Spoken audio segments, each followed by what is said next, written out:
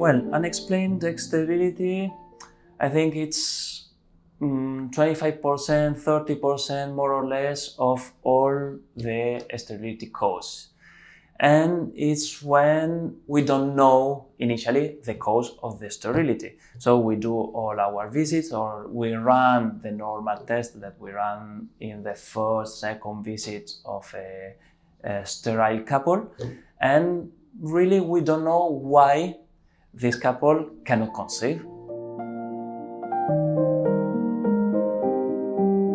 Well, we don't know really the cause of the unexplained infertility, because if not, it wasn't an unexplained infertility. So in these cases, I think it's a very good option to do a fertility treatment, so we can run more tests, and most of all, especially we can see in the laboratory what should happen in the body. So we can control it, and we can give a name to this sterility, so a reason for the sterility. We do our visit, we run all the tests, we assure that we have a good ovarian reserve, so a good number of oocytes, so at least what we expect.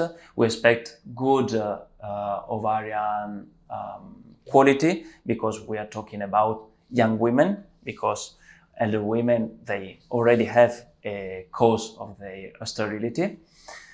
And we said that the uterus is normal in the shape, the endometrium is growing well during the menstrual cycle, we have no tubal problems with the fallopian tubes, the semen is normal. So when all these things are okay, are normal, so we can talk about an unexplained infertility. Yes, of course, it's possible. If we don't know the problem, maybe there is not a problem. Maybe so it is possible to achieve a normal pregnancy.